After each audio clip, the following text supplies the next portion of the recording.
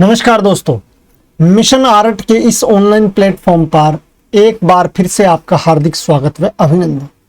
आज हम 26 मार्च 2023 को विजुअल आर्ट का जो सेट का एग्जाम हुआ था उस एग्जाम का पेपर एनालिसिस करने वाले हैं। और इसके साथ ही मैं आपको बता देना चाहता हूं कि नेट दिसंबर 2022 का जो एग्जाम हुआ था विजुअल आर्ट का, उसकी ऑफिशियल आंसर की आ चुकी है और उसका जो वीडियो सॉल्यूशन है वो भी मैंने इस वीडियो के डिस्क्रिप्शन में वो वीडियो पिन किया हुआ है, वहां पर मिल जाएगा। वहां पर जाकर के आप उस वीडियो को भी देख करके अपने नेट के प्रश्न भी जांच सकते हैं। वैसे कि आप सबको पता है यूजीसी नेट है, सेट है, आरपीएससी से संबंधित KVS, NVS, UP, TGT, PGT, S TET और डीएसएसबी से संबंधित संपूर्ण चित्रकला आर्ट या विजुअल आर्ट के जितने भी ओल्ड पेपर हैं वो सारे हमारे इस YouTube चैनल पर आपको फ्री ऑफ कॉस्ट मिल जाएंगे। तो चलते हैं, करते हैं प्रश्न स्टार्ट।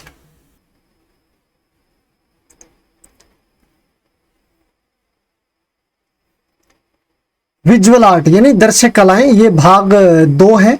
फर्स्ट भाग सबका समान है, फर्स्ट पेपर आप YouTube से देख सकते हो। करते हैं स्टार्ट। पहला प्रश्न, औपचारिकता का सिद्धांत किसने दिया? इंग्लिश में देखो ध्यान से, फॉर्मलिज्म। तो फॉर्मलिज्म का जो सिद्धांत है वो दिया था रोजर फ्राई ने। अब चलते हैं प्रश्न संख्या 52 पर।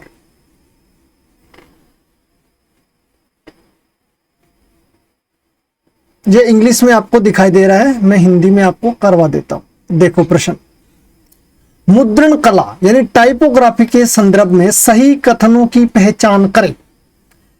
पहला कथन इसने दिया है, एक्स ऊंचाई एक अक्षराकृति यानी टाइप फेस की आधार रेखा से टोपी की ऊंचाई तक की माप है। तो ये बात ध्यान से देखोगे तो ये कह रहा है कि जो एक्स हाइट की आकृति है ये आधार रेखा यानी नीचे वाली, तो इसकी रेखा क्या होगी? आधार रेखा होगी। जबकि ऊपर का जो भाग है वो टोपी की ऊंचाई यानी टोपी यानी इसके ऊपर एक और रेखा होती है, ये कैप वाली। कौन सी? ये कैप लाइन। यानी जैसे कि मैं आपको यहां पर बताता हूं, जैसे ये क्या है, ये 4 लाइन कॉपी होती है। इसमें एक्स हाइट के वो अक्षर होते हैं लोअर केस के जो बीच की 2 लाइनों में लिखे जाते हैं। जबकि ये लास्ट में कहता है कि आधार रेखा से कहां तक? टोपी की लाइन यानी जो कैप लाइन है, ये ऊपर वाली लाइन इसको बोलते हैं कैप लाइन, यहां तक अक्षर होते हैं। तो एक्स हाइट में अक्षर यहां तक नहीं होते हैं। कथन 1 तो क्या हो गया? गलत हो गया। जिसमें कथन ए है उस ऑप्शन को क्या कर दो? हटा दो। ये हट गया और नीचे वाला सभी कथन सही है, ये हट गया। अब देखो ये कहता है लीडिंग एक हॉट मेटल प्रिंटिंग शब्द है जो लीड स्ट्रिप्स से उत्पन्न होता है, जो टेक्स्ट माप के बीच समान रूप से जगह बनाने के लिए डाले जाते हैं। तो ये कहता है कि लीडिंग है, ये जो लीडिंग अक्षर होते हैं, लीडिंग क्या होती है? ये क्या होती है? इस अक्षर से इस अक्षर के बीच की यानी ऊपर वाले ये रेखा और नीचे वाली रेखा है, इन दोनों के बीच की ये जो जगह होती है, पंक्तियों के बीच की जगह, इनको क्या कहते हैं? लीडिंग कहते हैं। तो ये कथन क्या है? एकदम से सही है। फिर ये कहता है आजकल लीडिंग टेक्स्ट ब्लॉक में टेक्स्ट की पंक्तियों के बीच की जगह को संदर्भित करता है। बिल्कुल टेक्स्ट की ये जो पंक्ति है, इन पंक्तियों के बीच की ये जगह है, इसको संदर्भित करता है। तो कथन 2 और 3 कथन क्या है? सही है। तो ऑप्शन नंबर बी इसका क्या होगा? सही आंसर होगा। चलते हैं प्रश्न संख्या 53 पर। एक रचना के रूप, रंग और बनावट के दृश्य सामंजस्य और संतुलन को इस प्रकार परिभाषित किया जा सकता है। तो इसका जो सही आंसर होगा वो है संतुलन। प्रश्न संख्या 54 की बात करें,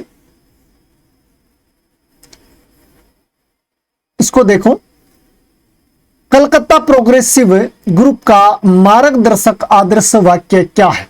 तो कलकत्ता प्रोग्रेसिव जो ग्रुप है इसका मार्गदर्शक जो वाक्य है वो है, कला को अंतरराष्ट्रीय और स्वतंत्र होने का लक्ष्य रखना चाहिए। ये इसका आदर्श वाक्य है। चलते हैं प्रश्न संख्या 55 पर।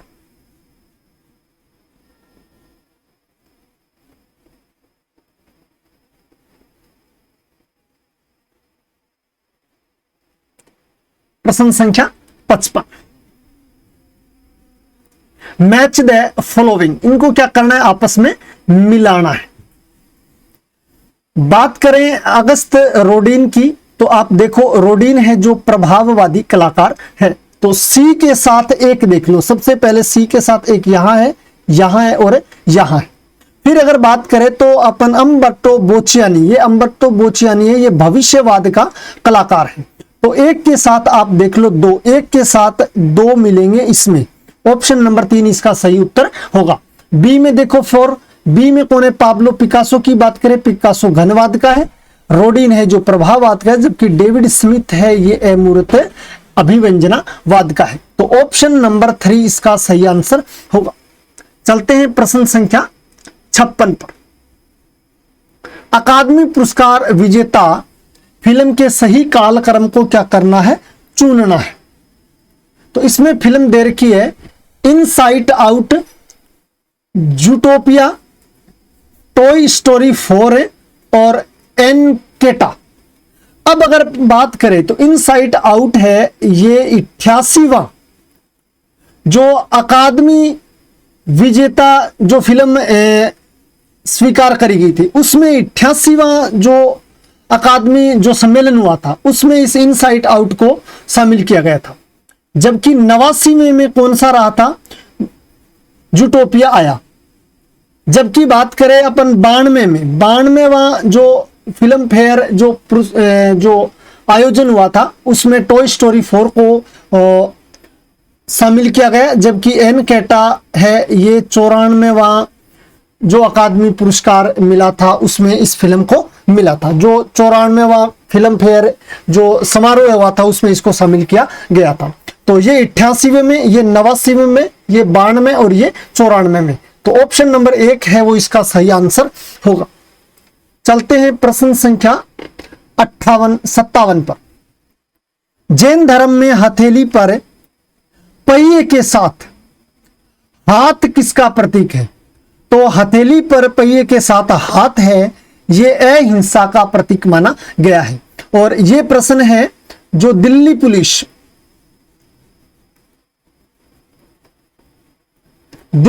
2017 में ये प्रश्न पूछा गया था और वहां से ये प्रश्न है जो कॉपी पेस्ट हुआ है।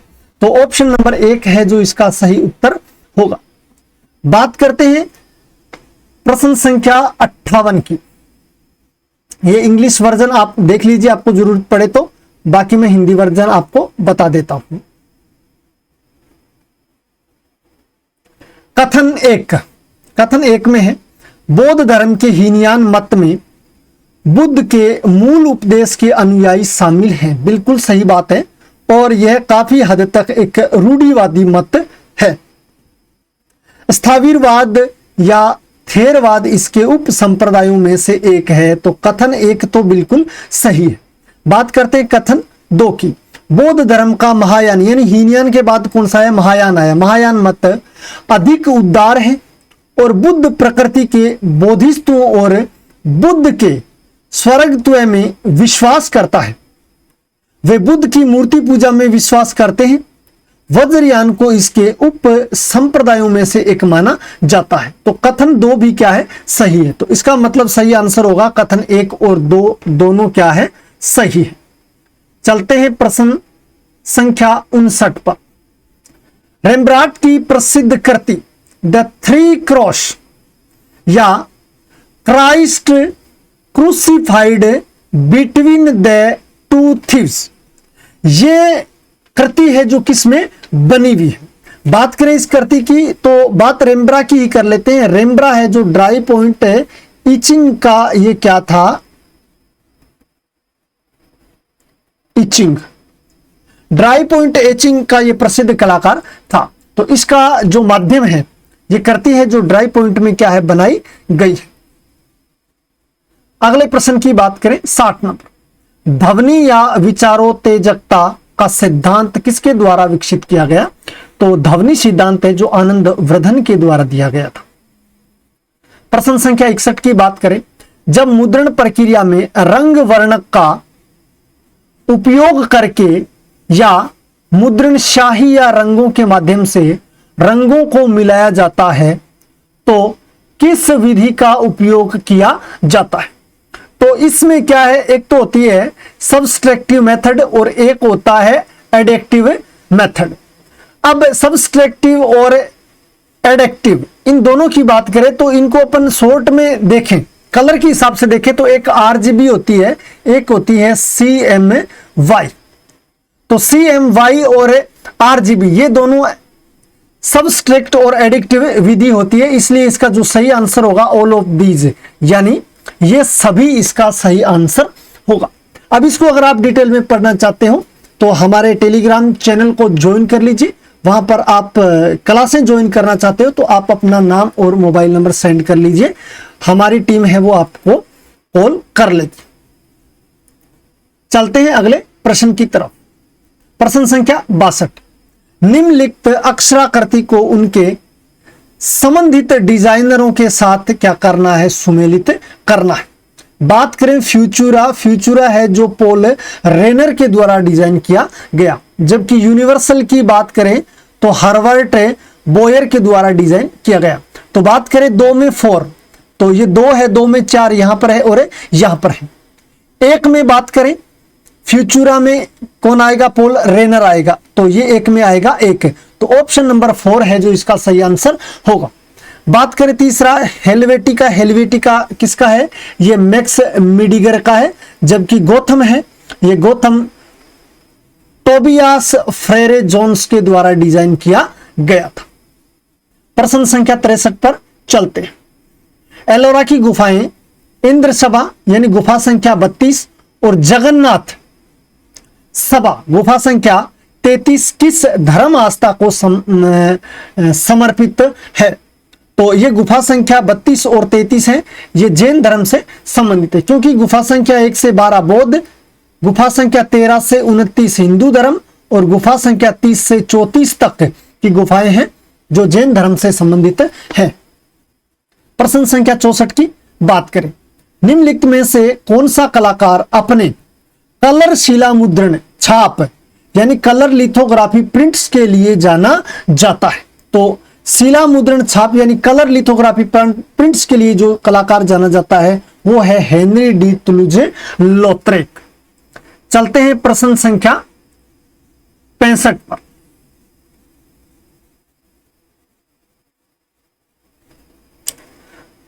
अभी कथन देखो, यह कहा जा सकता है कि ऑनलाइन विज्ञापन कम कीमत पर अभियानों को अधिक गहराई और दृश्यता प्रदान करता है। यह बात एकदम से सही है।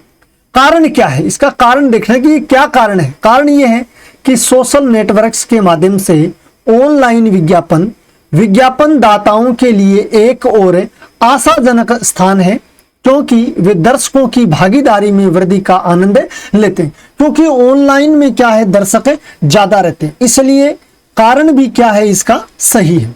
तो कथन ए और आर दोनों क्या है इसके सही है। प्रश्न नंबर 66 पर चले। निम्नलिखित में से कौन सा सही सुमेलित युग्मित नहीं है। सही इसमें से कौन सा है जो सही नहीं है। देखें, नक्काशी यानी इनग्रेविंग किससे, ब्यूरिन से होती है, खोदनी से, तो बिल्कुल ये सही। लकड़ी के ब्लॉक पर शाही लगाना यानी थापी से लगाई जाता है, डब्बर से लगाई जाती है, बिल्कुल। इंटेग्लियो तांबे की प्लेट पे की जाती है, जबकि लकड़ी की खंड यानी बात करें वुड ब्लॉक में एसिड का प्रयोग नहीं होता। एसिड से जो निक्षारण होता है ये होता है इचिंग में, ये होता है इचिंग में, तो इचिंग इसका ऑप्शन नहीं है। तो लकड़ी का खंड एसिड से निक्षारण, ये ऑप्शन नंबर डी इसका सही आंसर होगा, क्योंकि ये इसमें क्या नहीं है, सही नहीं है। चलते हैं प्रश्न संख्या 67 पर। प्रदोष दास गुप्ता द्वारा निर्मित इन बांडेज है। प्रदोष दास गुप्ता की ये जो इन बांडेज है, ये इंग्लिश के हिसाब से देखें तो ब्रॉन्ज स्कल्पचर सही है, और ब्रॉन्ज का जो हिंदी अर्थ होता है वो होता है कांस्य, जबकि इन्होंने यहां पर क्या दे रखा है, पीतल दे रखा है। तो इस पर आप क्या लगा सकते हो, ऑब्जेक्शन भी लगा सकते हो जब आंसर मांगे, जब ऑब्जेक्शन मांगे जाएंगे उस समय। तो पीतल की मूर्ति के हिसाब से देखा जाए, हिंदी में देखा जाए तो ये बिल्कुल से आंसर क्या हो जाएगा, गलत हो जाएगा। जबकि इंग्लिश के आधार पर क्या रहेगा, ब्रोंज स्कल्पचर रहेगा, यानी ये कांस्य की बनी हुई प्रतिमा है। चलते हैं आगे, कथन की बात करें। कथन एक, व्यंग्य चित्र एक विनोदी यानी आनंद देने वाला व्यंग्यपूर्ण प्रभाव उत्पन्न करने के लिए कुछ प्रमुख भौतिक लक्षणों को बढ़ा चढ़ाकर पेश करके किसी व्यक्ति या वस्तु के प्रतिनिधित्व को संदर्भित करता है। यह बात एकदम से सही है भाई। व्यंग्यपूर्ण जो हास्य व्यंग्य के चित्र हैं वो चीजों को बढ़ा चढ़ा करके ही पेश किया जाता है, ये बात एकदम से सही है। आगे है होनोर, होनोर नहीं ये ओनार दोमियो है। आप इंग्लिश में इंग्लिश वर्जन देखोगे तो इसका क्लियर आपको मिल जाएगा, ओनार दोमियो। देखो यहां देखो, ये रहा एच नहीं बोला जाता है, ओनार दोमियो। तो ओनार दोमियो को राजा की व्यंग्य चित्रों के माध्यम से आलोचना करने का साहस करने के लिए कैद किया गया था, क्योंकि ओनार दोमियो है जो व्यंग्य चित्रकार था और इन्होंने राजा की आलोचना करी थी, इसलिए उसको कैद में भी डाल दिया गया था। तो कथन ए और आर दोनों क्या है, इसमें सही है। प्रश्न संख्या 69 की बात करें।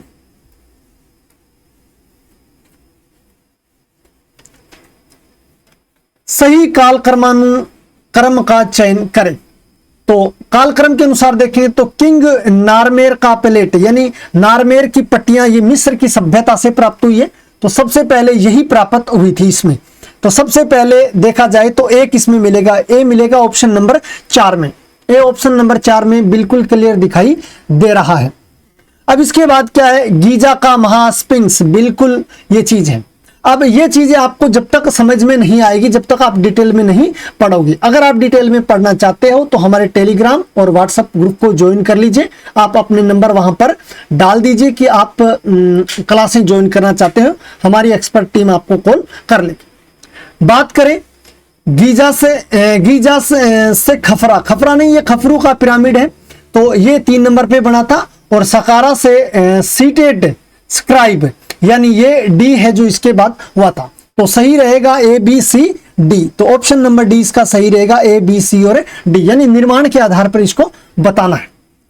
चलते हैं प्रश्न संख्या 70 पे।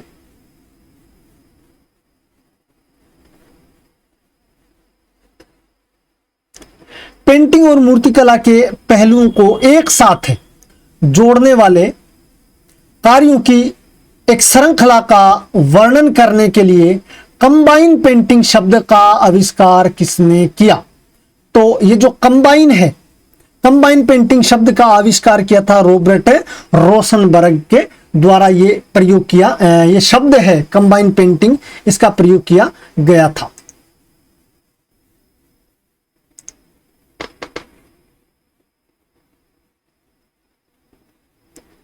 प्रश्न संख्या 71 की बात करें। उन सदस्यों की पहचान करें जिन्होंने अखिल भारतीय ललित कला और शिल्प समाज यानी आईफेक्स के गठन में योगदान दिया। आईफेक्स के गठन में योगदान हम बहुत क्लियरली पढ़ते हैं उकिल बंधुओं के द्वारा। तो उकिल बंधु देखो, शारदा चरण उकिल, बारदा उकिल और रानाडा उकिल। तो ए बी और सी, ए बी और सी है जो इसका सही आंसर होगा, क्योंकि कृष्ण खन्ना इसमें कोई इसका रोल नहीं है। तो आप जब डी को हटाओगे तो ये हट जाएगा और ये हट जाएगा, और ये ऑप्शन केवल ए नहीं होगा, इसलिए ऑप्शन नंबर 2 इसका सही आंसर होगा। प्रश्न संख्या 72 पर चलते हैं। निम्नलिखित का मिलान करें। डिसेंट ऑफ गंगे यानी गंगा अवतरण, ये जो शिल्प रचना है ये महाबलीपुरम में की गई है। तो ये किस काल की है? ये पल्लव काल की। अमरावती का जो स्तूप है ये आंध्र प्रदेश में है। तो इसके साथ आप मिला लो डिसेंट ऑफ गंगे, यानी ए में देख लो 3, ए में 3 1 नंबर और 4 नंबर में है। फिर बात करें अमरावती का स्तूप है जो आंध्र प्रदेश में है। तो बी में 2 आते ही इसका सही आंसर निकल जाएगा। अब देखो सी में राजराजेश्वर टेम्पल है जो किस काल का है? चोलकालीन है। और मालेगेटी शिवालय है जो किसके काल का है? चालुक्य कालीन है। तो ऑप्शन नंबर 1 इसका सही आंसर होगा। चलते हैं प्रश्न संख्या 73 पर।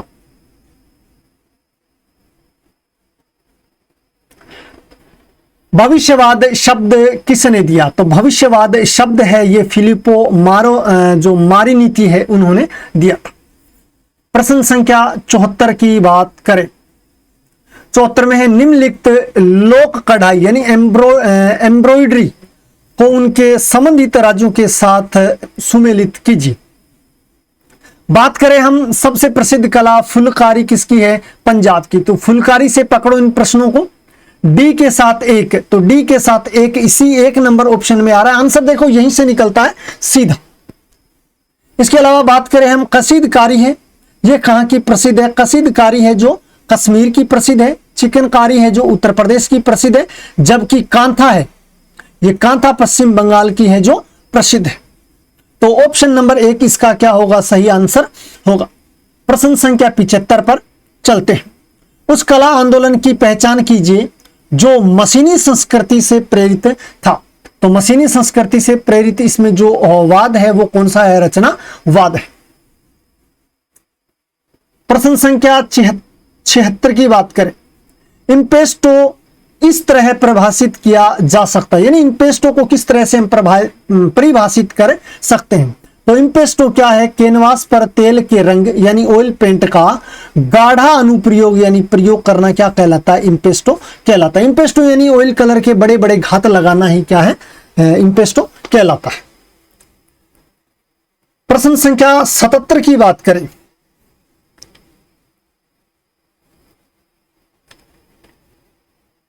सतहत्तर में है कथन रागमाला चित्र मध्यकालीन भारत से विभिन्न भारतीय संगीत रागों को दर्शाती चित्रों की एक श्रृंखला है। बिल्कुल सही बात है।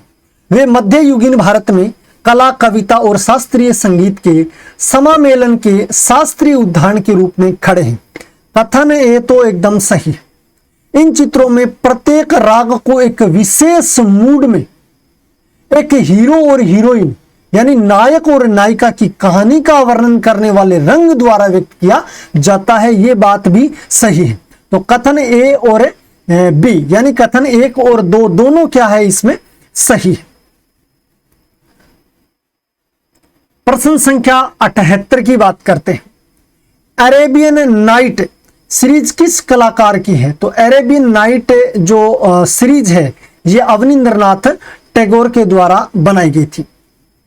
प्रश्न संख्या 79 की बात कर लेते हैं।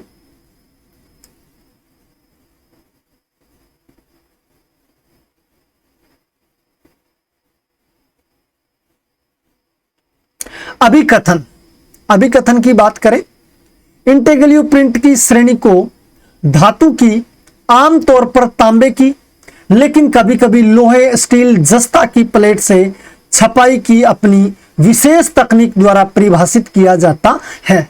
सही है। इंटेग्लियो प्रिंट है जो आमतौर पर तांबे की प्लेट से बनाया जाता है, जबकि लोहे, स्टील, जस्ता पर भी बनाई ये छपाई में इस प्लेट को उपयोग में लिया जाता है। ये अभिकथन क्या है? सही। कारण की बात करें, वुड कट के विपरीत जिस प्रकार वुड कट में शाही लगाई जाती है, इसके विपरीत इसमें क्या रहता है? वुड कट के विपरीत जिस पर शाही लगाई जाती है ताकि शाही सबसे ऊपरी सतह पर रहे। यानी वुड कट में क्या है कि शाही ऊपरी सतह पर रहे, इस प्रकार से शाही लगाई जाती है। जबकि इंटेग्लियो प्लेट को साफ किया जाता है ताकि शाही केवल चीरों में ही रह जाए। फिर उन्हें बड़े दबाव में मुद्रित यानी छापा जाता है ताकि शाही को बाहर निकालने के लिए कागज को खांचे में धकेल दिया जाए। यह बात भी क्या है? सही है। तो कथन ए और आर दोनों क्या है? यानी कथन ए और कारण आर दोनों क्या है? सही। प्रश्न संख्या 80 की बात करें, सही कथनों को पहचानिए। एचिंग एक रिलीफ मुद्रण प्रक्रिया है। एचिंग रिलीफ मुद्रण प्रक्रिया नहीं है। एचिंग है जो इंटेग्लियो है, इंटेग्लियो। तो एचिंग एक इंटेग्लियो मुद्रण की प्रक्रिया है। तो ऑप्शन नंबर ए यानी ए तो सीधा ही कट हो गया। अब जिस ऑप्शन में ए दिया है उनको हटा दो। बी में ए दिया है ये हट जाएगा। एचिंग इंटेग्लियो प्रक्रिया का एक रूप है, ये बात सही है।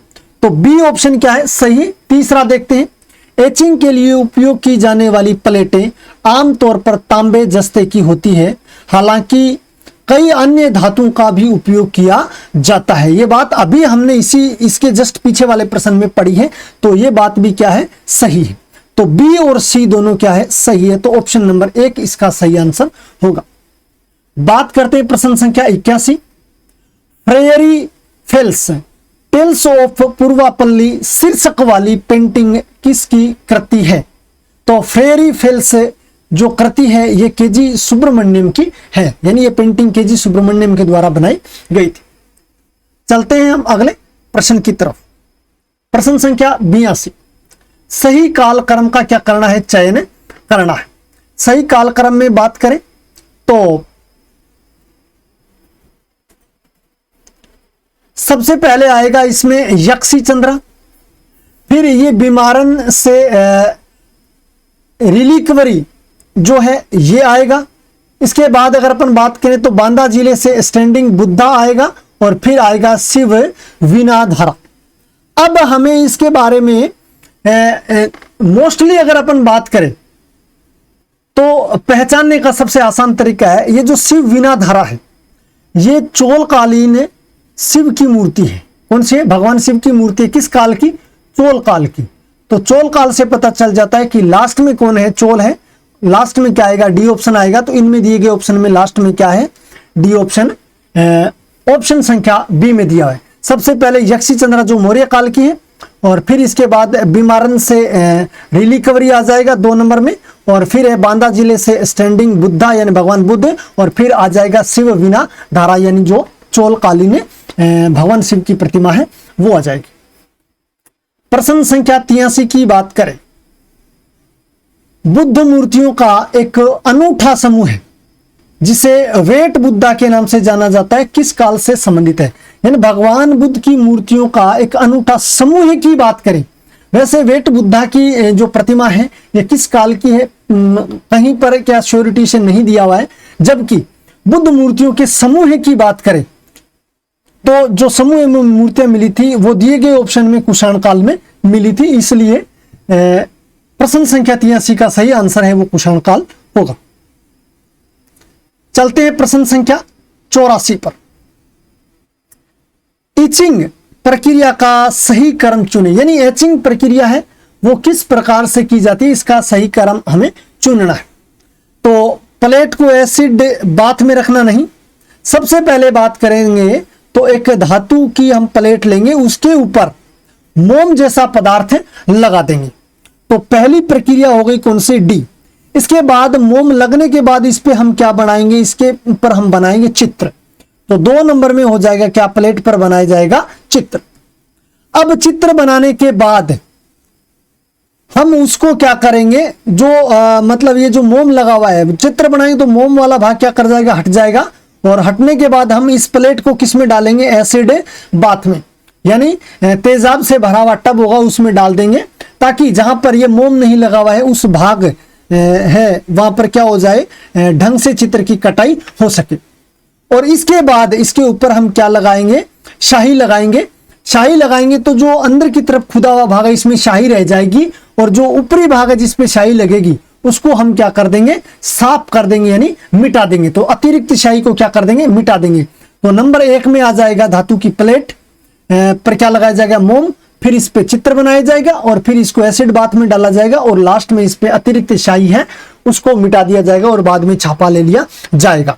तो बात करते हैं सबसे पहले क्या आएगा? डी इसमें है और इसमें है।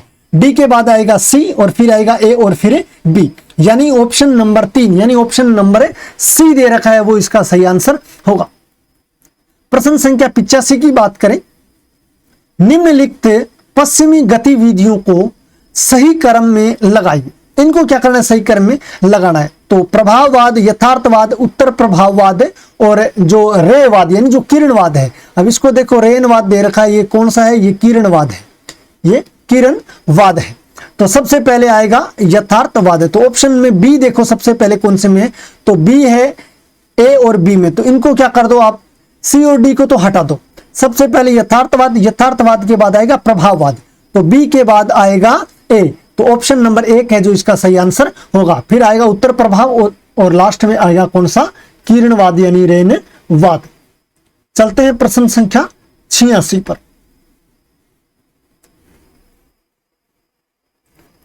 20वीं सदी से संबंधित कला गतिविधियों से संबंधित कलाकारों की क्या करनी है, पहचान करनी है। 20वीं शताब्दी की बात करें तो 20वीं शताब्दी में एक तो कौन था, पिएटा मोंद्रियान।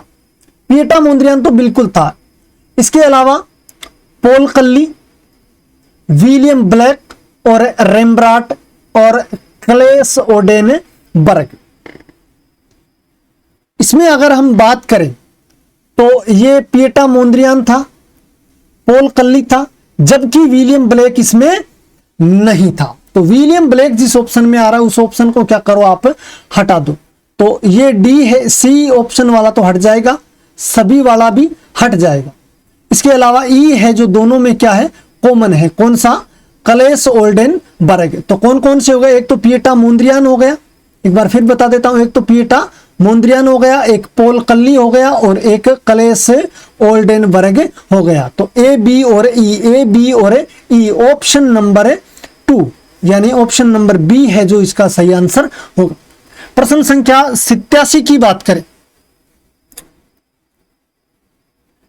87 नंबर, सादृश्य, भाव, प्रमाणम, लावण्य योजना। अब इनको क्या करना है, एक दूसरे के साथ मिलाना है। मनोभाव की तल्लीनता, विषय या विषय, वस्तु या विषय का अनुपात। तो देखो विषय या वस्तु का अनुपात हमेशा क्या कहलाता है, प्रमाण कहलाता है। तो सी में देखो आप 2, सी है, ये सी में देखो 2 ऑप्शन नंबर 1 में आ रहा है। जबकि इसके आधार पर अगर हम देखें, सादृश्य भाव का मतलब तो सही है, विषय की संभावना का चित्रण करना यानी हूबहू चित्र बनाना, ये दो तो क्या है, सही है। जबकि हम देखेंगे भाव, यानी इन्होंने जो दे रखा है बी में 3 नंबर, भाव रंग के साथ चमक और उत्तेजना पैदा करना, यह गलत है। इसमें भाव की बात करें तो भाव का मतलब होता है मनोभाव की तल्लीनता, यह होना चाहिए। जबकि इन्होंने क्या माना है, ऑप्शन नंबर 3 माना है। तो मेरे हिसाब से यह प्रश्न क्या होगा, आपका डिलीट होगा। अब इन्होंने जो ऑप्शन दिए हैं अपन निकाल सकते हैं प्रमाण के आधार पर। अगर हम प्रमाण और लावण्य योजना के आधार पर या प्रमाण और सादृश्य के आधार पर, हम प्रमाण और सादृश्य के आधार पर अगर हम आंसर निकालें तो इसका आंसर संख्या 1 है, यानी ऑप्शन संख्या 1 है वो इसका सही आंसर माना जाएगा। जबकि मेरे हिसाब से इन्होंने क्या है, जो ऑप्शन है वो गलत डाल दिए हैं, यानी लावण्य योजना और भाव के जो ऑप्शन है जो इन्होंने क्या कर दिए हैं, एक्सचेंज कर दिए हैं नीचे दिए गए ऑप्शन में। चलते हैं अगले प्रश्न, प्रश्न संख्या 88 पर। भारतीय प्रतिमा विज्ञान यानी आइकोनोग्राफी के अनुसार सही जोड़े पहचानिए। उल्लू किसका वाहन है, देवी लक्ष्मी का वाहन है, बिल्कुल से सही है। मकर किसका वाहन है, देवी गंगा का वाहन है, यह बात भी सही है। मयूर भगवान कार्तिकेय का वाहन है, यह बात भी सही है। और गर्दभ यानी शीतला देवी का वाहन है, यह भी सही है। तो इसमें क्या है, सभी जोड़े सही है। अब देवी देवताओं का हमने एक अलग से वीडियो हमारे मिशन आर्ट यूट्यूब चैनल पे दे रखा है। ये पूरे के पूरे प्रश्न, ये पूरा का पूरा प्रश्न वहीं से पूछा गया है जो रिपीटेड है। बात करते हैं प्रश्न संख्या 89 की। शिव और पार्वती से माला प्राप्त करने वाला राजेंद्र चोल रिलीफ इस मंदिर का एक हिस्सा है। तो राजेंद्र चोल जो रिलीफ है वो है गंगई कोंड चोलपुरम शिव मंदिर, यानी ऑप्शन नंबर 1 है जो इसका सही आंसर होगा। चलते हैं अगले प्रश्न की तरफ। बहुत बढ़िया प्रश्न पूछा है। पूर्व का राफेल अगर बी है ज्यादा ऑप्शन में होता तो 99% या बी है ज्यादा अगर ऑप्शन में होता तो बी है ज्यादा ही होता, लेकिन इन्होंने बी है ज्यादा ऑप्शन में ही नहीं दिया। तो ये पूछ रहा है पूर्व का राफेल किसे कहा जाता है, तो इनमें जो पूर्व का राफेल है वो राजा रवि वर्मा को कहा जाता है। चलते हैं प्रश्न संख्या 91 पर। ये क्या है, इधर कंपनी है और ये इधर कंपनियों के क्या है, लोगो डिजाइनर है। बात करते हैं हिंदुस्तान पेट्रोलियम का लोगो डिजाइन किया था किसने, सुदर्शन धीर ने। मेक इन इंडिया की बात करें तो ये है वेडेन केनेडी ने।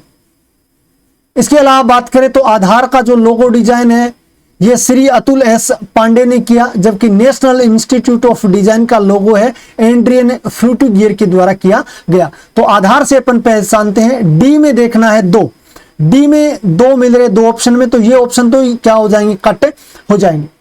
फिर बात करते हैं 3 में 4, नेशनल 3 में 4, तो ये नेशनल इंस्टीट्यूट ऑफ डिजाइन, ये तो दोनों में क्या है, कॉमन है। बात करते हैं मेक इन इंडिया वेडेन केनेडी, यानी 2 के साथ देखो 3, तो 2 के साथ आएगा 3 एक नंबर में, और 1 के साथ आएगा 1 हिंदुस्तान पेट्रोलियम में जो है सुदर्शन धीर के द्वारा लोगो डिजाइन किया गया था। तो ऑप्शन नंबर 1 है वो इसका सही आंसर होगा। अब चलते हैं अगले प्रश्न की तरफ। पेपर प्लप कास्टिंग की तकनीक का इस्तेमाल किसने किया? तो पेपर प्लप कास्टिंग तकनीक का इस्तेमाल है ये इनमें दत्तात्रेय आप्टे के द्वारा किया गया था। प्रश्न नंबर 93 की बात करते हैं। यह भी ग्राफिक आर्ट का प्रश्न है।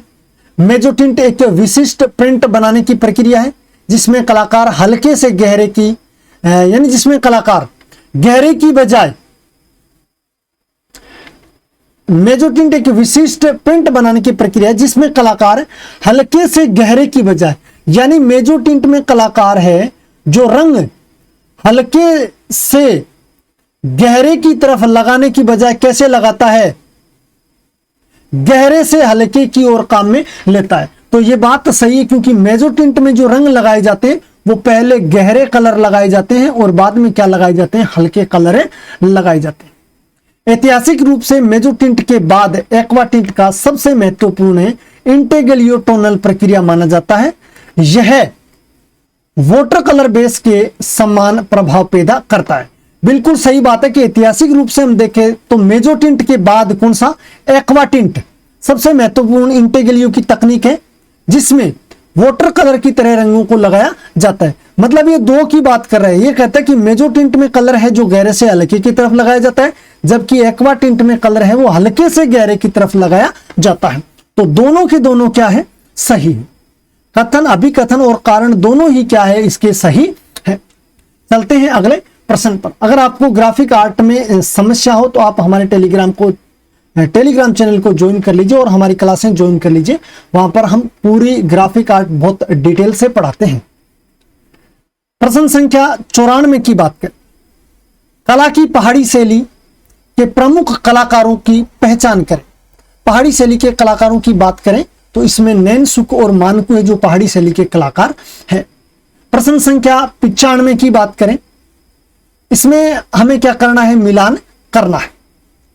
मिलान में यह है कि इधर की तरफ दी गई ये पेंटिंग्स हैं, कलाकृतियां हैं, और इधर ये कलाकार दिए गए। तो बात करते हैं मूसा। मूसा किसकी है? मूसा है माइकल एंजेलो की। तो 1 में देखो 4, 1 में 4 एक ही ऑप्शन में है। अगर आपको माइकल एंजेलो की मूसा याद है तो आप सही आंसर तक पहुंच जाओगे। इस प्रकार से इजी प्रश्न आते हैं। तो ए में देखा जाए तो मूसा किसकी है? माइकल एंजेलो की है। बी में बात करें तो एक्सटेसी ऑफ मदर टेरेसा, ये किसकी है? ये बर्निनी की है। फिर बात करें नीडोस का एफ्रोडाइट, ये प्रेक्सेटेलिज की है। जबकि मेरी मैग्डलीन है जो दोनातेलो की है। तो ऑप्शन नंबर 2 है जो इसका सही आंसर होगा। और ये प्रश्न क्या है? ये रिपीटेड प्रश्न है। ये बहुत बार नेट के एग्जामों में ये प्रश्न पूछा जा चुका है। चलते हैं अगले प्रश्न की तरफ। अजंता की पेंटिंग राजा विद हिज रेटेनुए और बोधिसत्व पद्म पाणी अजंता परिसर की किस गुफा में? तो इससे हम देखते हैं ये बोधिसत्व पद्म पाणी है, ये अजंता की गुफा संख्या 1 में, जबकि राजा विद हिज रिटेन्यू, इस पेंटिंग को हम याद करते हैं सामान्य तौर पर, यानी स्तूप पूजा के लिए जाता हुआ राजा का जुलूस, इस नाम से हम इस पेंटिंग को याद करते हैं, मोस्टली देखते हैं। और ये पेंटिंग अजंता की गुफा संख्या 10 में है। तो क्रम से देखें तो पहले अजंता की गुफा संख्या 10 और बाद में वाली अजंता की गुफा संख्या 1 में। तो ऑप्शन जो नंबर सी दे रखा है ये इसका सही आंसर होगा। तो राजा विद हिज न्यूए ये गुफा संख्या 10 में है, और बोधिसत्व पद्म पाणी है जो अजंता की गुफा संख्या 1 में है। अगले प्रश्न की बात करें, अगला प्रश्न भी बहुत बढ़िया प्रश्न पूछा गया है।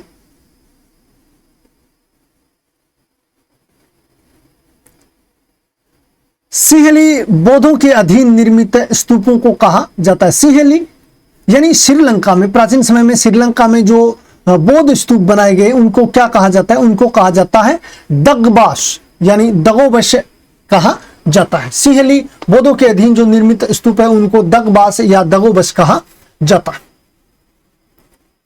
फिर बात करते हैं प्रश्न संख्या 98 की।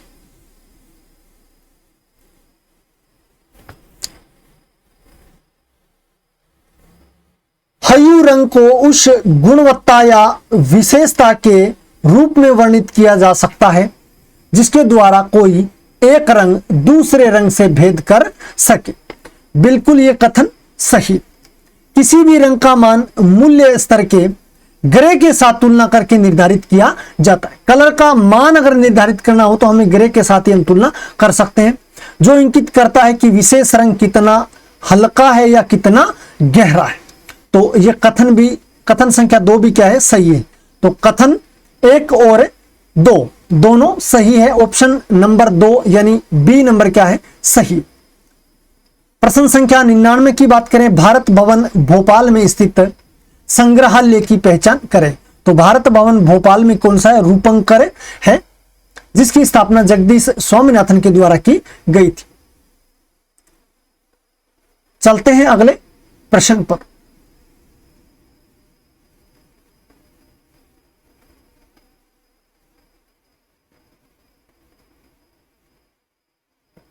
प्रश्न संख्या 100, उस कलाकार की पहचान करें जो कलर फील्ड पेंटिंग ग्रुप से जुड़ा हुआ है। तो कलर फील्ड पेंटिंग ग्रुप की बात करें तो उसमें जो कलाकार जुड़ा वो है मार्क रोथको। प्रश्न संख्या 101 की बात करते हैं, उस प्रख्यात कलाकार का नाम बताइए जिसने अपने चित्रों में महाकाव्यों की काव्य अतिशयोक्ति को संशोधित किया। तो इनमें जो कलाकार था वो था राजा रवि वर्मा। प्रश्न संख्या 102 की बात करते हैं, द ओथ ऑफ होराती और the rising of the cross painting किस काल से संबंधित है?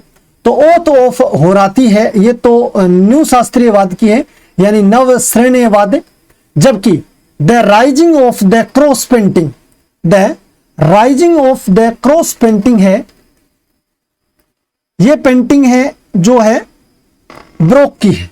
कौन से काल की है? ये पेंटिंग है जो ब्रोक काल की मानी जाती है। तो ऑप्शन नंबर 3 है जो इसका सही आंसर होगा।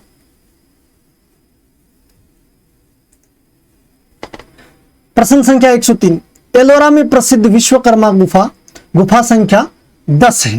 यानी एलोरा की गुफा संख्या 10 है जो विश्वकर्मा की गुफा है। ये किस धर्म से संबंधित है? तो ये गुफा संख्या 10 है। अच्छा, ये पूछना चाहता है कि क्या है ये? तो ये जो गुफा है ये चैत्य होल है, ये एलोरा का एकमात्र चैत्य होल है। प्रश्न संख्या 104 की बात करें,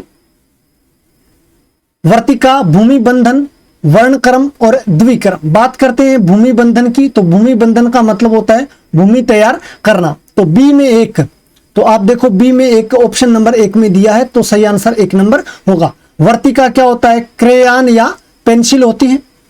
इसके अलावा वर्णक्रम का बात करें तो रंगों का प्रयोग करना है, और द्विक क्रम की बात करें तो अंतिम समापन कार्य होता है। प्रश्न संख्या 105, बंगाल पुनर्जागरण का समर्थन करने वाले कलाकारों के नाम बताइए। तो बंगाल पुनर्जागरण का समर्थन किन्होंने नहीं किया? अमृता शेरगिल और राजा रवि वर्मा इसके ऑप्शन नहीं हो सकते। तो 2 और 3 है जो इसका सही आंसर होगा। केवल विकल्प 3 विनोद बिहारी मुखर्जी और असित कुमार हलदार है जो इसका राइट आंसर होगा। 3 और 4 इसके सही आंसर हो गए। प्रश्न संख्या 106 की बात करें, ग्रेट कैथेड्रल के युग के दौरान लगभग 1150 से 1250 तक वास्तुकला ने एक सुसंगत गोथिक शैली के गठन में प्रमुख भूमिका निभाई। ये बात एकदम सही है। कारण देखो इसका, गोथिक मूर्तिकला की प्रवृत्ति पहले गंभीर रूप से वास्तुकला की थी, लेकिन 1200 के बाद अधिक स्वतंत्र हो गई। दोनों के दोनों कथन क्या है, इसके सही है।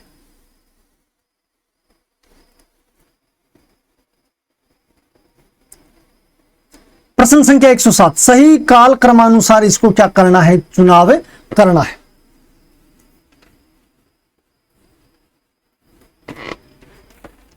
पहला इसमें पाब्लो पिकासो द्वारा हेड ऑफ ए वुमेन, ये इसकी कलाकृति है जो इन्होंने सन 1924 में बनाई। दूसरी है बाराबर हेपवर्थ द्वारा स्कल्पचर है विथ कलर, ये इन्होंने सन 1940 में बनाई। जबकि हेनरी मूर द्वारा रिकम्बंट फिगर, यानी इसको कौन सा है, रिकम्बंट फिगर इंग्लिश वर्जन देखिए, ये इन्होंने सन 1938 में बनाई। जबकि अगस्ते रोडिन द्वारा द थिंकर, ये मूर्ति है, ये सन 1904 में बनाई गई। तो इसमें बात करें तो सबसे पहले कौन सी कृति बनाई गई है, अगस्ते रोडिन की थिंकर है, यानी 4 नंबर इसमें पहले आएगा। तो 4 नंबर पहले आएगा ऑप्शन नंबर 4 में। पहले 4 नंबर 1904 का है द थिंकर, फिर 1 नंबर 1924 की, और फिर रिक्लिप्ट फिगर है जो 1938 की, फिर स्कल्पचर विथ कलर 1940 की। तो 4, 1, 3, 2 ऑप्शन नंबर 4 इसका सही आंसर होगा। प्रश्न संख्या 108 की बात करें, लकड़ी के ब्लॉक से छपाई की कला का आविष्कार कहां हुआ। लकड़ी के ब्लॉक से छपाई की कला का आविष्कार चाइना में हुआ। विष्णुवंतैसई ब्रैकेट की दीवार पर पाई गई एक रिलीफ है, यानी विष्णुवंतैसई की जो कलाकृतियां, जो रिलीफ मूर्तियां बनी है, ये देवगढ़ के दशावतार मंदिर में मंदिर की दीवार पर बनी हुई। प्रश्न संख्या 110 की बात करें, निम्नलिखित में से कौन सा सही सुमेलित नहीं है। द जॉय ऑफ लाइफ, ये किसका है, हेनरी मातिस का है, बिल्कुल सही है। द लास्ट सफर एमिल नोल्डे का है। इसके अलावा लियोनार्डो द विंची का है, तो ये भी क्या है, सही है। इसके अलावा बात करें, लेस डेमोइसेल्स द एविग्नाक, ये किसकी है, ये पाब्लो पिकासो की है। और इसके अलावा अगर हम बात करें तो इसमें एक और आता है guitar with sit of music, ये जो कृति है ये मोनेट की नहीं है, ये भी पाब्लो पिकासो की है। और पाब्लो पिकासो ने इस कृति को कब बनाया था, सन 1912 में बनाया था। कौन सा, गिटार विथ ऑफ म्यूजिक। तो ऑप्शन नंबर डी है जो इसका सही आंसर होगा। पांडव लेनी, लेनी शब्द आते ही आप ध्यान रखना, ये लेनी शब्द जो महाराष्ट्र में गुफाएं हैं उनके लिए यूज की जाती है। तो लेनी गुफा को, पांडव लेनी गुफा को इस नाम से भी जाना जाता है। तो ये जाना जाता है कौन सी, नासिक की गुफाओं को। प्रश्न संख्या 112 की बात करते हैं।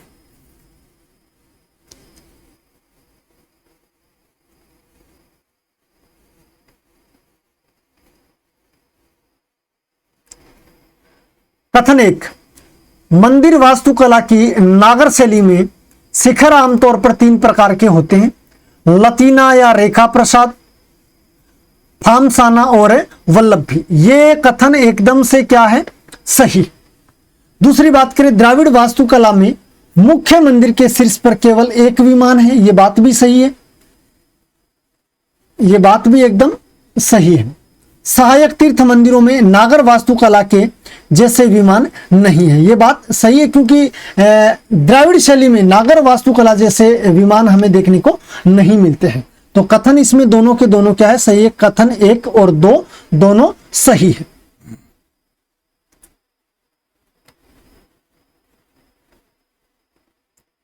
प्रश्न संख्या 113 की बात करें, इस शब्द का प्रयोग 1890 के अंत और 1900 की शुरुआत में सजावट की शैली, विशेष रूप से वास्तुशिल्प और आंतरिक सजावट का वर्णन करने के लिए किया जाता है। तो यह किया जाता है किसके लिए, आर्ट नूवो के लिए। प्रश्न संख्या 114 की बात करें,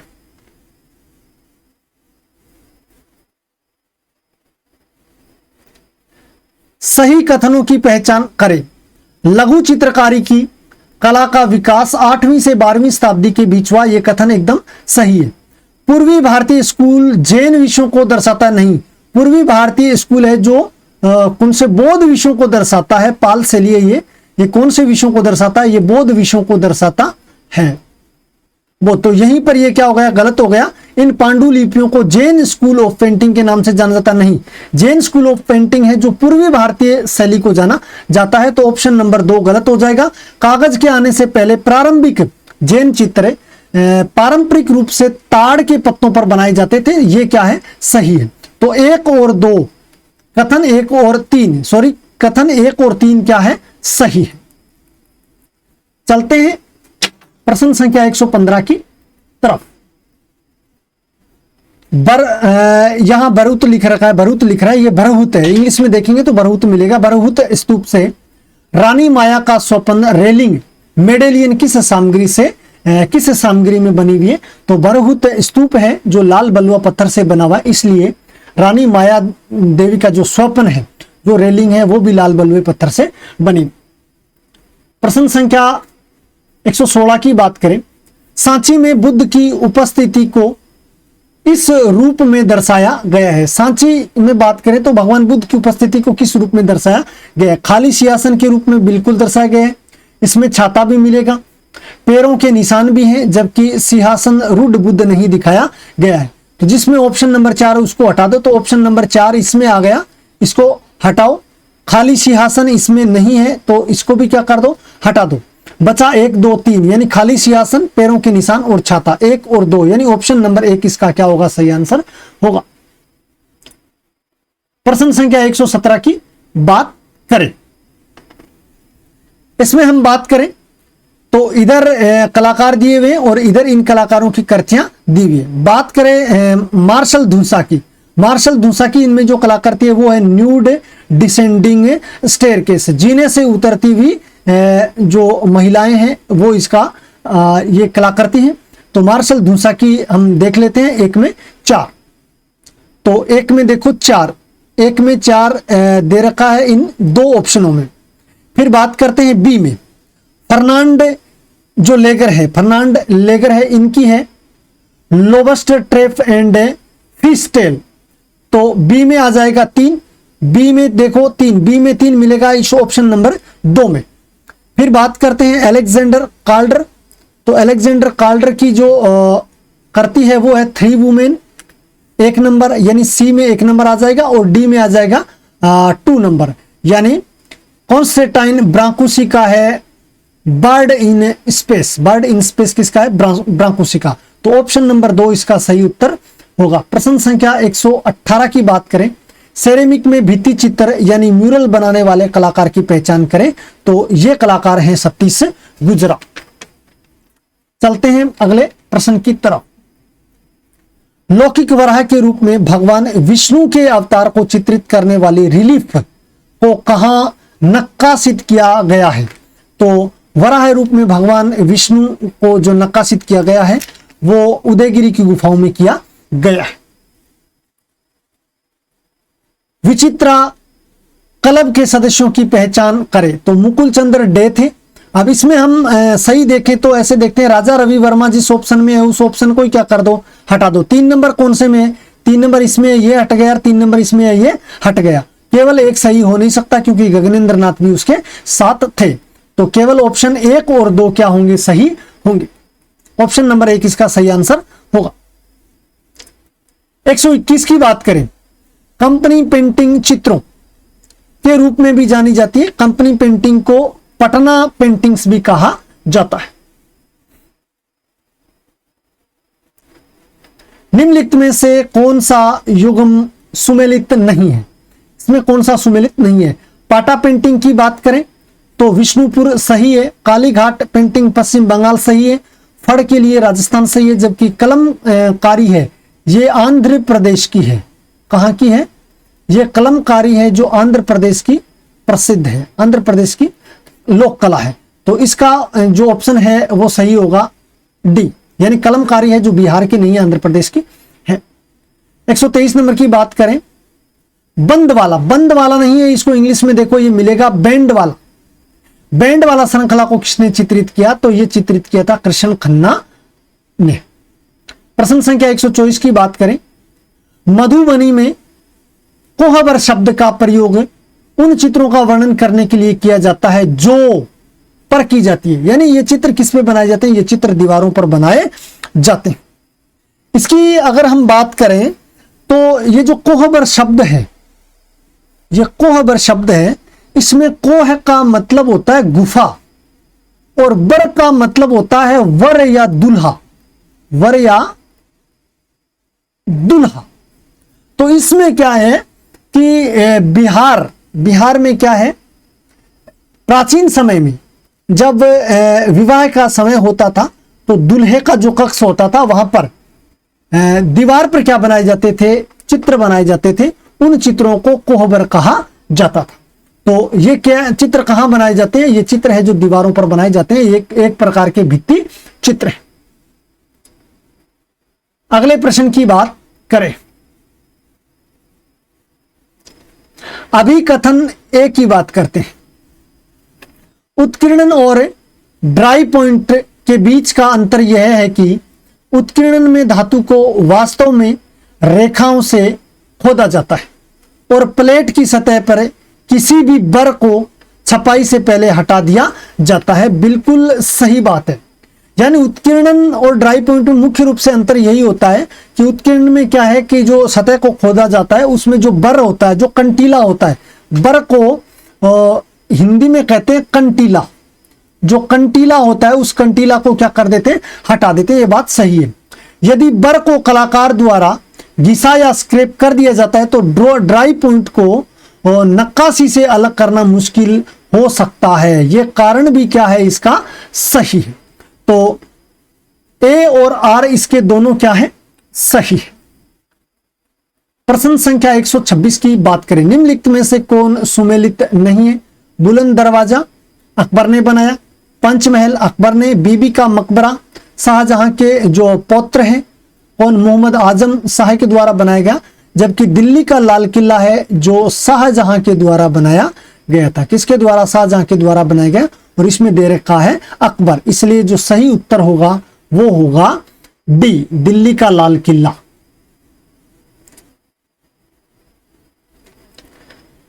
परसिस्टेंस ऑफ मेमोरी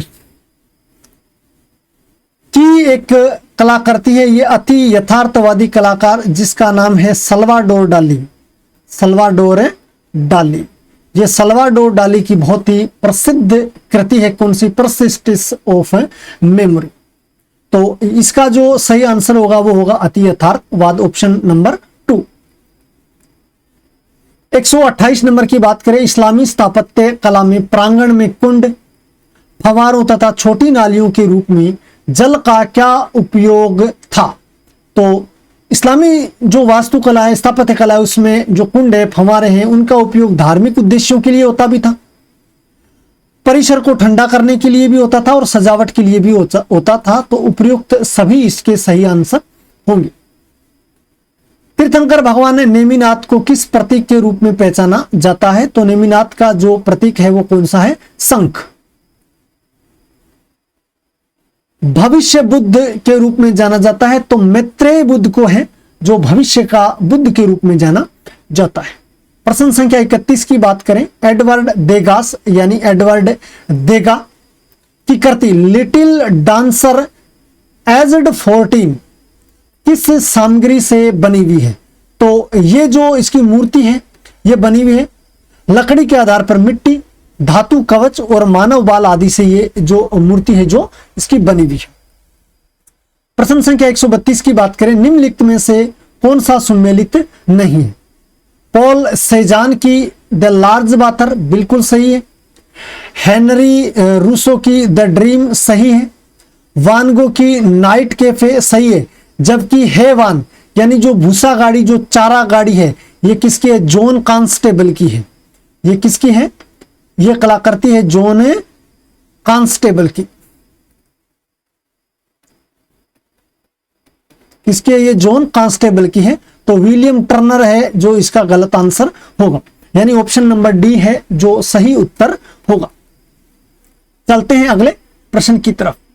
उस मंदिर की पहचान करें जो एक गज पृष्ठाकार योजना में समाप्त होता है। तो गज पृष्ठाकार योजना है जो उत्तर भारत के मंदिरों में पाई जाती है, जबकि ये मालेगेटी शिवालय है, ये दक्षिण भारत में है, तो ये नहीं होगा और ये नहीं होगा। मंदिर संख्या 17 जो सांची में, इसका भी सही आंसर नहीं होगा। सही आंसर होगा ऐहोल में दुर्गा मंदिर। प्रश्न संख्या 134 की बात करें, उस कलाकार को चुने जो हेम्प और सीसल रस्सियों के साथ काम करता था। सीसल कहते हैं सूतली, सीसल कहते हैं किसको? सूतली को। सूतली और रस्सियों से कौन है जो कार्य किया करता था? तो वो मृणालिनी मुखर्जी के द्वारा किया जाता था। प्रश्न संख्या 35 की बात करें, गिबर्ती के पूर्व सहायकों में से एक कौन है? दोनातेलो मानव शरीर को एक व्यक्त संरचना के रूप में मानते हैं, ये बात सही है। दोनातेलो ने पॉपुलर की लकड़ी में मेरी मैग्डलिन, अब ये मेरी मैग्डलिन है जो दोनातेलो की है, ये पहले भी प्रश्न आ चुका है। मैग्डलिन की एक शक्तिशाली मूर्ति को उकेरा यानी कार्वड किया और फिर चित्रित किया और सोने का पानी चढ़ाया, ये बात भी सही है। यानी दोनातेलो ने पॉपुलर की लकड़ी में मेरी मैग्डलिन की शक्तिशाली मूर्ति को उकेरा था और उसको चित्रित भी किया था। तो कथन क्या है? कथन 1 और कथन 2 दोनों क्या है? इसके सही है। अगले प्रश्न की बात करते हैं, प्रश्न संख्या 136। धमेक स्तूप स्थित है, तो ये सारनाथ में स्थित है। प्रश्न संख्या 137 की बात करें, भारतीय प्रतिमा विज्ञान यानी आइकोनोग्राफी में साइना, अब इसको जानबूझकर इन्होंने क्या लिखा है? साइना लिखा है। ये है क्या? शयन है। ये है क्या? शयन है। ये शयन मुद्रा की बात कर रहा है। तो शयन शब्द संदर्भित किसको करता है? तो शयन मुद्रा में क्या होता है? लेटते और आराम करते हुए दिखाई गई जो आकृति है, ये इसके अंतर्गत आती है। जैसे कि उदाहरण के तौर पर देखें तो भगवान विष्णु की अंत्यशयी या शयन मुद्रा में बहुत सारी मूर्तियां हैं जो प्राप्त होती है। प्रश्न संख्या 38 की बात करें, निम्नलिखित कलावाद का सही कालक्रम चुने। इसमें अगर हम बात करते हैं तो सबसे पहले आएगा कौन सा? फौविज्म यानी फाववाद। तो 3 देखो सबसे पहले किसमें? इसमें नहीं, ये कट, ये कट, यहां पर भी 3 नंबर और यहां पर भी 3 नंबर। फिर बात करते हैं फाववाद के बाद दादावाद आ जाएगा, दादावाद के बाद आएगा रचनावाद और फिर आएगा लगभग 1960 के आसपास का समय किसका है? नवदादावाद का है। इसलिए ऑप्शन नंबर 2 जो है वो लास्ट में देखो किसमें, इसमें आ रहा है, तो बी है जो इसका सही आंसर होगा। प्रश्न संख्या 139 की बात करते हैं, सही कथनों का क्या करना है? चयन करना है। पेस्टल रंगीन चाक का एक रूप है जिसे गोंद रस, गोंद अरबी या मट्ठा के साथ मिश्रित किया जाता है और फिर बेलनाकार ट्यूब में घुमाया जाता है, यह बात सही। 15वीं शताब्दी के अंत में लियोनार्डो ने पेस्टल के साथ काम किया, लेकिन 16वीं शताब्दी में कलाकारों के बीच उन्हें वास्तव में लोकप्रियता मिली, यह बात भी क्या है? सही। सबसे महान पेस्टल चित्रकारों में से एक रोसाल्बा कैरिएरा एक विनीशियन कलाकार है, तो यह बात भी क्या है? सही है। तो इसके क्या है? सभी कथन सही। ऑप्शन डी इसका राइट आंसर होगा। प्रश्न संख्या 140 की बात करें, जैन शब्द की उत्पत्ति जीन या जैन से हुई है जिसका अर्थ होता है विजेता। प्रश्न संख्या 141, द स्लीपिंग जिप्सी किसकी पेंटिंग है? तो यह हेनरो रूसो की पेंटिंग है। बीवी दोषी द्वारा रचित कार्यों को चुने। टैगोर हॉल अहमदाबाद इसकी है, किसकी? बीवी दोषी की। अरण्य लो कोस्ट हाउसिंग इंदौर, ये भी बीवी दोषी की है। LIC हाउसिंग ये अहमदाबाद में, ये भी बीवी दोषी की है। तो 1, 2 और 3 इसका सही आंसर हो जाएगा ऑप्शन नंबर डी। प्रश्न संख्या 143 की बात करें, गलत परिभाषा को क्या करना है? पहचान करना है। कॉन्ट क्या होता है? एक बिना चिपचिपाहट वाली कार्बन पेंसिल क्या होती है? कॉन्ट होती है, यह बात सही है।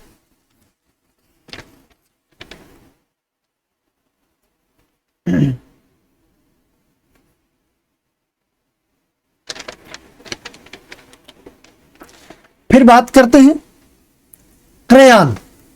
क्रेयॉन क्या होता है? मोम मिश्रित पाउडर, पिगमेंट रंग, यानी ये भी क्या है? सही है। कोंट भी सही है, क्रेयॉन भी सही है। डूडल की बात करें, एक अतिरंजित और विचित्र चित्र। इंग्लिश में देखेंगे तो हमें देखने को मिलेगा एन एक्सा जेनरेटेड एंड ग्रोटेस्क पोर्ट्रेट, यानी ये क्या है? डूडल्स में पोर्ट्रेट हो ये जरूरी नहीं है, यही इसका कथन क्या है? गलत है। क्रॉस हैचिंग की बात करें, टोनल विभिन्नता बनाने के लिए एक तकनीक है, ये भी सही है। तो इसमें जो सी नंबर है डूडल्स वाला भी क्या है? गलत है। प्रश्न संख्या 144 की बात करें, गलत कथन की पहचान करें। अकबर ने तस्वीर खाना नामक एक औपचारिक कलात्मक स्टूडियो की स्थापना की, यह कथन सही है। अकबर के काल में चित्रों की परिभाषित विशेषता 3 आयामी आकृतियों का उपयोग और पूर्वाभास का निरंतर उपयोग है, यह बात भी सही है। मीर सैयद अली और अब्दुस्समद मुगल दरबार के महत्वपूर्ण दरबारी चित्रकार थे, ये बात भी सही है। पांडुलिपि रजमनामा रामायण नहीं, ये क्या है? महाभारत की कहानी है। किसकी? महाभारत की कहानी है। ऑप्शन नंबर डी क्या है? गलत है, और यही इसका क्या होगा? सही आंसर होगा दिए गए प्रश्न का।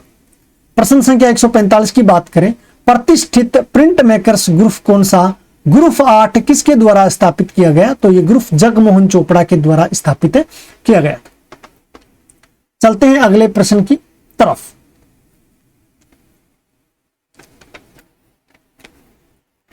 गलत परिभाषा की क्या करनी? पहचान करनी। नागर स्कूल यानी नागर शैली की बात करें, भारत के उत्तरी भाग में विकसित हुई मंदिर वास्तुकला क्या कहलाती है? नागर शैली कहलाती है, सही है।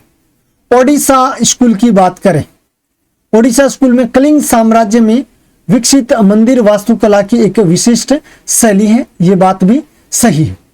हिरण मीनार की बात करें तो हिरण मीनार क्या है? यात्रियों